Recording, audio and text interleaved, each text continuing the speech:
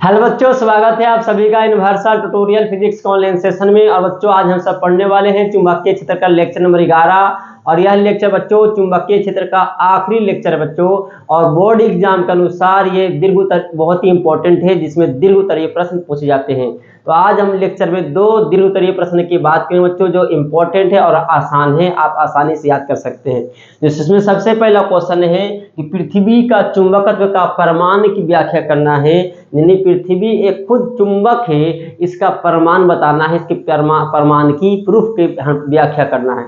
तो बताया जाता है बच्चों कि सन 1600 ईस्वी में वैज्ञानिक विलियम गिलबर्ट ने यह बताया कि पृथ्वी बहुत बड़े चुंबक की भांति व्यवहार करता है। पृथ्वी बहुत बड़े चुंबक की भांति व्यवहार करता है। किसने बताया? वैज्ञानिक विलियम गिलबर्ट ने।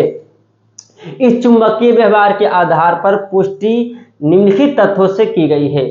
अब इसका पुष्टि बच्चों निम्नलिखित तथ्य से, निम्नलिखित कारण से किया गया है कि हाँ, पृथ्वी एक बहुत बड़े चुंबक की भांति व्यवहार करता है। जिसमें बच्चों पहला पॉइंट यह है कि स्वतंत्रता पूर्वक लटकाए हुए चुंबक हमेशा सदैव उत्तर दक्षिणी दिशा में ठहरता है। जैसे बच्चों हम पहले लेक्चर 1 में ही चर्चा किए थे कि किसी भी चुंबक को अगर रस्सी की सहायता से उसको लटकाते हैं तो हमेशा पृथ्वी के उत्तर दक्षिण दिशा में ठहरता है। अगर इसके थोड़ा सा घुमा भी देंगे फिर से वो अपनी अवस्था में आ जाएगा, अर्थात उत्तर दक्षिण दिशा में आ जाएगा। ये तभी संभव हो सकता है बच्चों जब पृथ्वी खुद एक चुंबक है, यानी पृथ्वी एक चुंबक की भांति कार्य कर रहा है। इसमें यही लिखा बच्चों कि स्वतंत्रता पूर्वक लटकाए चुंबक सदैव हमेशा उत्तर दक्षिण दिशा में ठहरता है। जैसे कारण लिखा है कि जब किसी चुंबक को स्वतंत्रता पूर्वक किसी धागे की सहायता से पृथ्वी के क्षैतिज तल में लटकाया जाता है तो चुंबक उत्तर दक्षिण दिशा में ठहरता है। इसे घुमाने पर भी उत्तर दक्षिण दिशा में ही आ जाता है। ये तभी संभव है जब पृथ्वी एक चुंबक हो। तो आप इसको लिख चुके हैं बच्चों, लिखिएगा। और ये भी लिख लीजिए, ये जो पहले सबसे पहले है इसको लिख लेना है। आप वीडियो को रोक कर लिख सकते हैं। दूसरा पॉइंट क्या है बच्चों कि क्या करते हैं कि लोहे के टुकड़े को अगर पृथ्वी में गाड़ दिया जाता है तो कुछ समय के बाद वह लोहा का टुकड़ा चुंबक बन जाता है। तो अब ऐसा क्यों? तो यहाँ पे लिखा है बच्चों कि जब किसी लोहे के टुकड़े को उत्तर दक्षिण दिशा में गाड़ दिया, पृथ्वी के अंदर दबा दिया जाए या गाड़ दिया जाता है तो कुछ समय के बाद वह लोहा का टुकड़ा चुंबक बन जाता है। तो ये चुंबक तभी बन सकता है बच्चों जब पृथ्वी खुद एक शक्तिशाली चुंबक हो। नर्म लोहे के टुकड़े को उत्तर दक्षिण दिशा में दबाया जाता है तो कुछ समय के बाद लोहे का टुकड़ा चुंबक बन जाता है। यह तभी संभव है जब पृथ्वी स्वयं एक शक्तिशाली चुंबक है। ये प्रयोग करके देखा गया बच्चों। अगला क्या है? उदासीन बिंदुओं को मिलना। कि जब चुंबक को उत्तर दक्षिण दिशा में रखा जाता है तो उससे होकर गुजरने वाली चुंबकीय रेखाएं 2 बिंदुओं पर अनुपस्थित होता है। उस 2 जगह अनुपस्थित है, अर्थात उन बिंदुओं पर कुल चुंबकीय क्षेत्र 0 होती है। यह तभी संभव है जब पृथ्वी स्वयं एक चुंबक हो। जैसे समझाने के लिए बच्चों यहाँ पे देखा है नॉर्थ साउथ ईस्ट वेस्ट यहाँ पर रखा गया है। एक चुंबक लिया गया है जो उत्तर दक्षिण दिशा में रखा गया है। अब हमको पता बच्चों चुंबक ये नॉर्थ पोल है और ये साउथ पोल है। नॉर्थ पोल बच्चों उत्तर दिशा में ठहरता है और साउथ पोल दक्षिण दिशा में ठहरता है। आप सबको पहले से पता है। अब ये भी पता है बच्चों कि उत्तर दिशा में साउथ पोल होता है जबकि दक्षिण दिशा में पृथ्वी के चुंबक का नॉर्थ पोल होता है। तो यहाँ पे जो हरा वाला ग्रीन वाला दिखाया गया चुंबकीय क्षेत्र रेखा ये चुंबक का है और ब्लू वाला जो दिखाया गया है पृथ्वी का चुंबकीय क्षेत्र रेखा है। यहाँ पे देखें बच्चों कि चुंबक के बाहर नॉर्थ से साउथ पोल चुंबकीय क्षेत्र रेखा जा रहा है जबकि चुंबक के अंदर साउथ से नॉर्थ। इधर से देखा जाए तो यहाँ पे साउथ से नॉर्थ, इधर नॉर्थ से साउथ आया है। लेकिन पृथ्वी का जो चुंबक है, पृथ्वी खुद चुंबक है। चुंबक अगर नहीं होता बच्चों तो उदासीन बिंदु नहीं मिलता, क्योंकि यहाँ पे देखें तो कहता 2 बिंदु पर चुंबकीय क्षेत्र का मान 0 है। ये तभी 0 हो सकता है जब चुंबक का चुंबकीय क्षेत्र रेखा और विद्युत पृथ्वी के चुंबकीय क्षेत्र एक दूसरे के विपरीत दिशा में आकर एक दूसरे को निष्फल न कर दे। यहाँ पे देखें कि यहाँ पे नॉर्थ पोल चुंबक पृथ्वी का चुंबक का है और यहाँ पे साउथ पोल पृथ्वी के चुंबक का है। तो यहाँ पे नॉर्थ से साउथ गया है, इधर से भी बच्चों देखा जाए नॉर्थ से साउथ गया है। तो गौर से देखा जाए यहाँ पे इस पॉइंट पे कि एक चुंबकीय क्षेत्र रेखा ऊपर बच्चों पृथ्वी का और इसका चुंबक क्षेत्र की दिशा नीचे होगा, क्योंकि स्पर्श रेखा खींचते हैं तो चुंबकीय क्षेत्र की दिशा बताता है। तो एक दूसरे के बच्चों क्या है विपरीत दिशा में है, और विपरीत दिशा में तभी हो सकता है तभी हुआ है। इसका मतलब नेट क्या हो गया मान चुंबकीय क्षेत्र यहाँ पे शून्य हो गया। उसी तरह इस साइड भी देखा जाए कि ब्लू लाइन पर अगर चुंबकीय क्षेत्र क्षेत्र रेखा पर स्पर्श रेखा खींचें तो ऊपर जाएगा और इस पर नीचे जाएगा। तो पता चला एक दूसरे के क्या है विपरीत है, तो नेट चुंबकीय क्षेत्र इस पॉइंट पर शून्य होगा। एक बिंदु यहाँ पर मिला बच्चों, एक बिंदु यहाँ पर मिला, तो चुंबकीय क्षेत्र यहाँ भी शून्य होगा अर्थात यहाँ भी शून्य होगा। दो जगह, तो इसे बोलते हैं उदासीन बिंदुओं का मिलना। तो ये था बच्चों क्या पृथ्वी का चुंबकत्व का प्रमाण। अगला क्वेश्चन है, इसको उतार लिए होंगे, उतारने में अगर दिक्कत है तो आप वीडियो को रोक कर देख सकते हैं। ये लाल वाला दिखाएं डायग्राम चुंबकीय क्षेत्र की दिशा स्पर्श रेखा खींचकर, ये भी उतार लिए होंगे बच्चों, कोई दिक्कत नहीं होगा तीसरा पॉइंट। अब अगला क्वेश्चन क्या है बच्चों कि पृथ्वी चुंबकीय क्षेत्र का वर्णन कर, पृथ्वी के चुंबकीय क्षेत्र का वर्णन करें। तो सबसे पहले हमने बच्चों एक डायग्राम बनाया है पृथ्वी का, ये पृथ्वी है गोले से दिख रहा होगा, और इस पर एक लाइन खींचे हैं, इसका नाम है भौगोलिक अक्ष। ऊपर में उत्तर दिशा होता है, नीचे में दक्षिण दिशा होता है, और इसके ठीक लंबवत एक लाइन है बच्चों, इसका नाम है भौगोलिक निरक्ष। तो भौगोलिक अक्ष किसे कहते हैं, अगर आया परिभाषा तो क्या कहेंगे, उत्तर दक्षिण दिशा को मिलाने वाली रेखा को भौगोलिक अक्ष कहते हैं, और भौगोलिक अक्ष के केंद्र से होकर जाने वाली लंबवत रेखा को भौगोलिक निरक्ष कहते हैं। अब ये पृथ्वी का एक खुद चुंबक है, यहाँ पे देखो तो बच्चों यहाँ पे पृथ्वी क्या है बहुत बड़ा चुंबक है, तो इसका भी साउथ पोल देखो यहाँ पे, ये चुंबक अलग से नहीं है, पृथ्वी का ही चुंबक है, जिसका चुंबकीय अक्ष जो है गौर से देखा जाए भौगोलिक अक्ष से कुछ कोण पर है।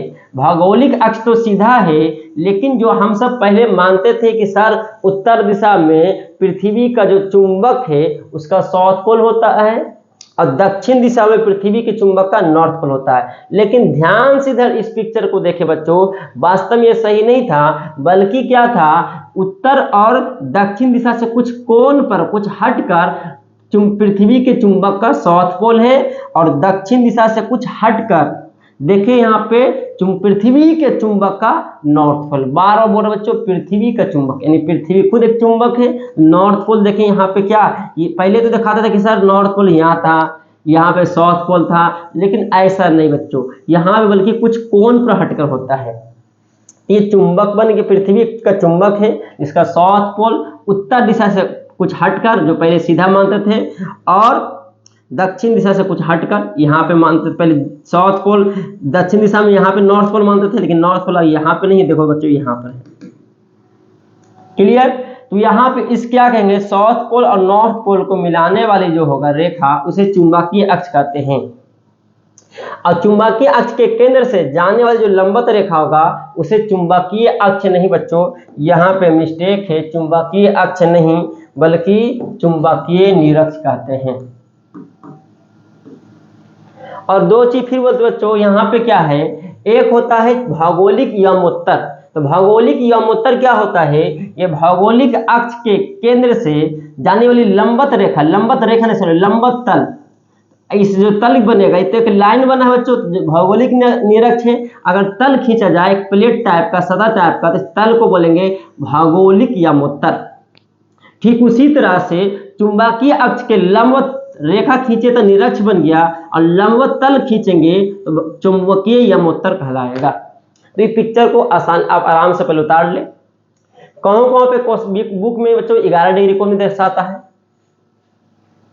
पृथ्वी के चुंबकीय क्षेत्र का वर्णन कर रहे हैं। इसमें सबसे पहला पॉइंट क्या बच्चों, भौगोलिक अक्ष ज्योमेट्रिकल एक्सिस। अब जैसे बताए थे भौगोलिक उत्तर दक्षिण दिशा को मिलाने वाली रेखा को भौगोलिक अक्ष कहते हैं। वास्तव में पृथ्वी भौगोलिक अक्ष के अनुदिश घूमती है। पृथ्वी बच्चों किधर घूमता है, किस अक्ष के अनुदिश, भौगोलिक अक्ष के अनुदिश घूमती है। इसलिए इसे घूर्णन अक्ष भी कहते हैं। क्या कहते हैं बच्चों? इसे घूर्णन अक्ष भी कहते हैं। भौगोलिक निरक्ष, भौगोलिक अक्ष के मध्य बिंदु से जाने वाली लंबवत रेखा को भौगोलिक निरक्ष कहते हैं। भौगोलिक उत्तर दिशा के ऊपर वाले आधे भाग को उत्तरी गोलार्ध तथा भौगोलिक दक्षिणी दिशा के नीचे वाले आधे भाग को दक्षिणी गोलार्ध कहते हैं। जैसे यहाँ पर देखें, ये भौगोलिक उत्तर दिशा है बच्चों, ये इसका जो आधा ऊपर वाला भाग जो आएगा, अगर दिखाया जाए कलर करके, यहाँ ये वाला भाग जो आएगा बच्चों ऊपर वाला, ये आएगा उत्तरी गोलार्ध आएगा। और ये जो आएगा बच्चों यहाँ पे, ये जो भाग जो आधा आएगा इसको कहेंगे दक्षिणी गोलार्ध।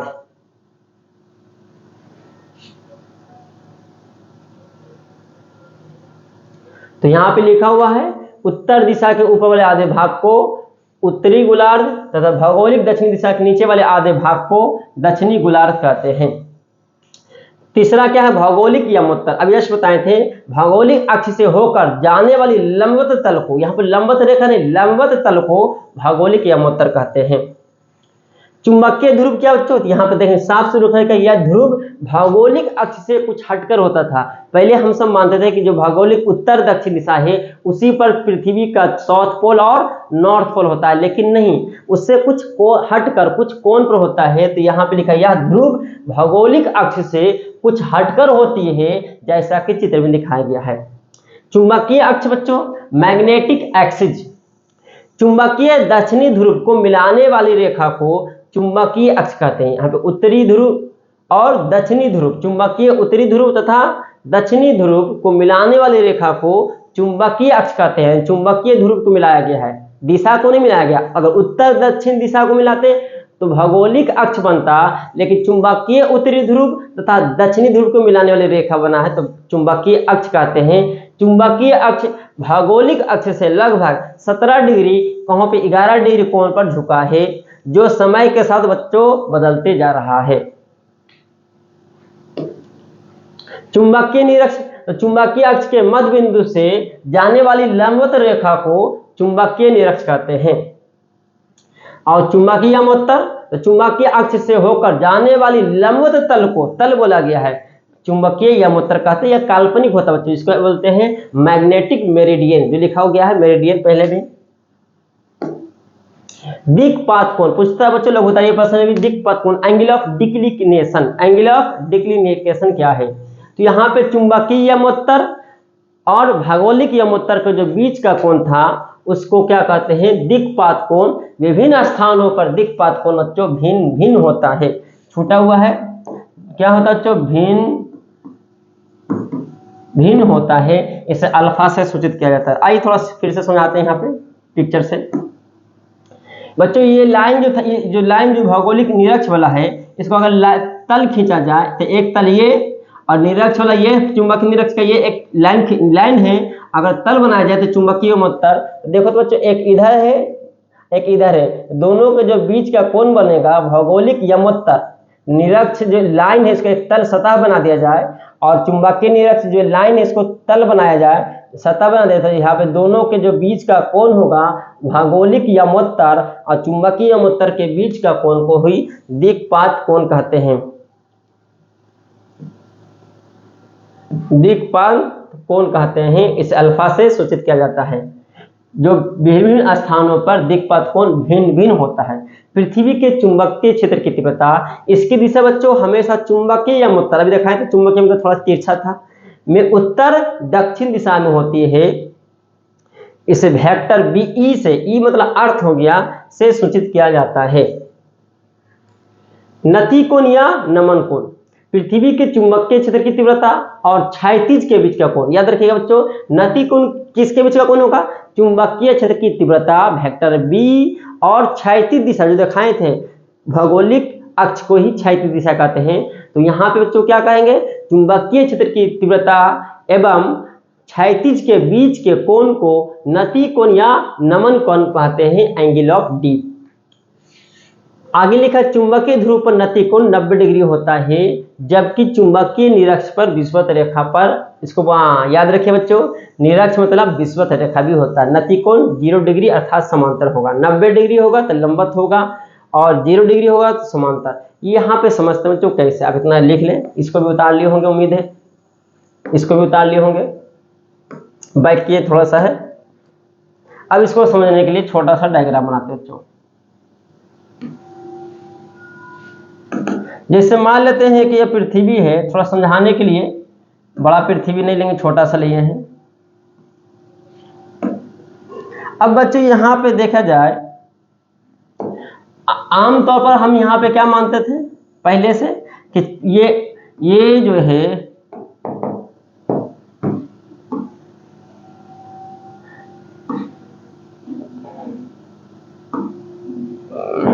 देखिए बच्चों, समझाने के लिए कुछ दिखाना चाहते हैं। ये उत्तर दिशा है, ये दक्षिण दिशा है, लेकिन दक्षिण दिशा में बच्चों सबको पता है कि नॉर्थ पोल होता है, थोड़ा सा हट के होता है, लेकिन समझाने के लिए यहाँ पे दिखा दिए हैं।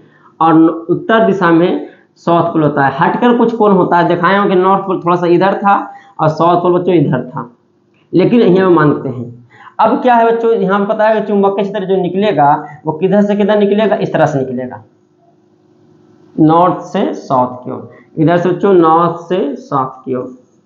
अब यहाँ बच्चों सुई रखते हैं, ये सुई मान लेते हैं, सुई रखेंगे तो क्या होगा, इसका चुंबकीय क्षेत्र की दिशा देखा जाए तो चुंबकीय क्षेत्र की दिशा देखा जाए तो किधर होगा बच्चों, ध्यान दीजिएगा, ऐसे होगा सीधा।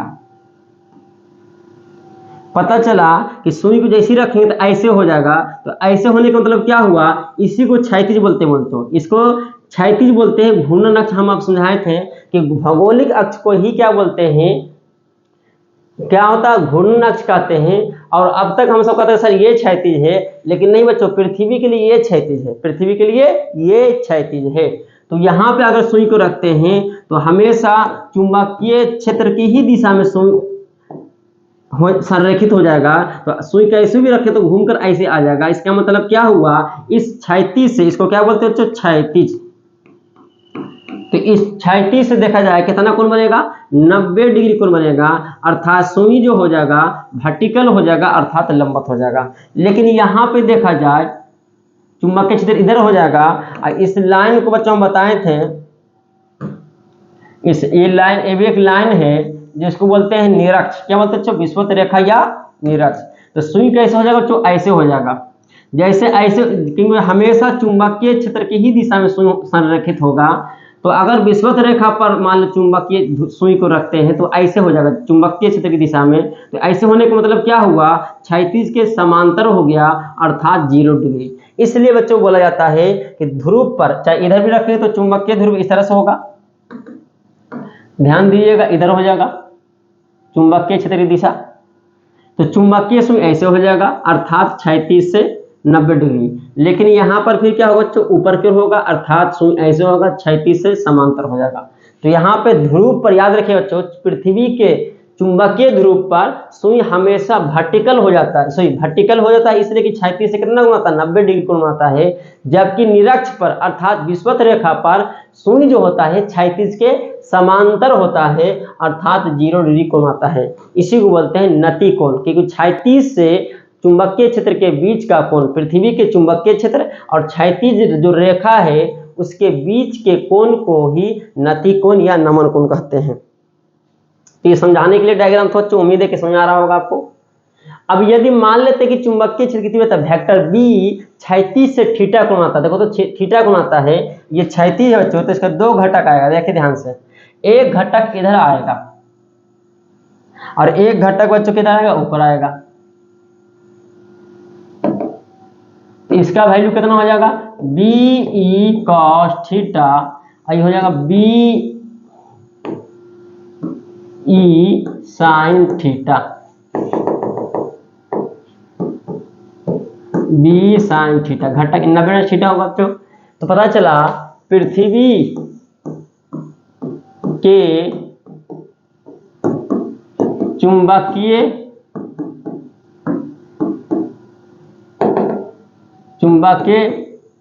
क्षेत्र का क्षैतिज घटक, कौन घटक बच्चों, क्षैतिज, इसको उतारना है आराम से डायग्राम के साथ, कॉमा देख लिखेंगे। क्षैतिज घटक को बोलते हैं बी एच वर्टिकल, एच मतलब हॉरिजॉन्टल, कितना आया बच्चों, बी ई cos थीटा, इसको समीकरण 1 माना जाए। जल्दी से इसको लिख ले। इसके बाद क्या होगा बच्चों, देखो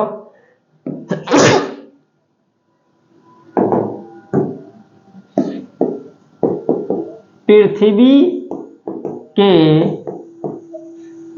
चुंबकीय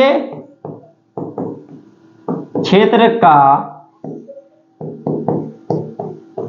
ऊर्ध्वाधर घटक, ऊर्ध्वाधर होता है वर्टिकल होता है, इसलिए वी बी कहेंगे। कितना है बच्चों वी बी का मान, वी बी बोल देते हैं। कितना है बी ई साइन थीटा है, समीकरण 2। इतना उतार ले जल्दी से। अब क्या हुआ, क्या कर रहे हैं यहाँ पे,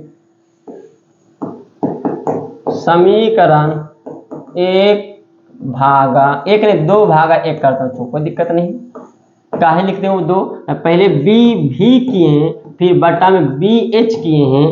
भी के मान, बी भी का मान बी ई साइन थीटा है, और बी एच का मान बच्चों बी ई कॉस थीटा है। अब पता चल गया होगा काहे ऊपर साइन आया, टाइम लाने के लिए। इसलिए टाइम थीटा का फॉर्मूला बच्चों याद रखिएगा, पूछता है बी भी बटा बी बी एच। ऑब्जेक्टिव कई एक बार पूछा है बच्चों, तो भूलिएगा मत इसको फॉर्मूला को। जहां पूछेगा थीटा क्या है, तो बताए थे चुंबकीय क्षेत्र वेक्टर बी और क्षैतिज का बीच का कोण है, अर्थात थीटा क्या हो जाएगा, नति कोण। कौन कौन बच्चों, नति कोण है। जल्दी से इसको लिख ले। अब क्या कर रहे हैं बच्चों, ध्यान दें, तथा ऐसा करते हैं कि समीकरण 1 का स्क्वायर प्लस 2 का स्क्वायर से दोनों के अगर जोड़ देते हैं तो एक में कितना था बच्चों, बी एच का स्क्वायर प्लस बी का स्क्वायर, एल एच एस का एरिया जोड़ दिया गया है, बराबर बी एच का मान कितना था बच्चों, बी ई कॉस थीटा का whole square, B E sine theta का होल स्क्वायर। थोड़ा सा देखें बच्चों, यहाँ पे तो बी एच स्क्वायर ही रहेगा हॉरिजॉन्टल वाला, और बी भी वर्टिकल वाला। यहाँ पे B square cos square theta, B E square sine square theta, दोनों में बी स्क्वायर कॉमन कर ले जाए तो cos square theta plus sine square theta. तो B H plus B V का स्क्वायर बराबर बी ई स्क्वायर। इसका वैल्यू बच्चों कितना आएगा, 1 आएगा। तो फार्मूला याद रखिएगा, ये फार्मूला कितना बन गया, ये फार्मूला हो गया B H square plus B V square B square, या इस तरह से लिख सकते हैं बहुत सा कि बी ई का value root under B H square plus B V का स्क्वायर। तो यहाँ तक तो बच्चों दो क्वेश्चन जो दीर्घ तरीके से एग्जाम में पूछा जाता है। उम्मीद है कि आपको अच्छे ढंग से समझाया होगा बच्चों। तो ये बच्चों आखिरी था चुंबकीय क्षेत्र, चुंबकत्व का जो एक टॉपिक था चुंबकीय क्षेत्र, उसका ये आखिरी वीडियो था। उम्मीद है कि आप अच्छे ढंग से समझाया होगा बच्चों। तो फिर मिलते हैं बच्चों नेक्स्ट टॉपिक, नेक्स्ट चैप्टर में नेक्स्ट टॉपिक के साथ। तब तक के लिए धन्यवाद।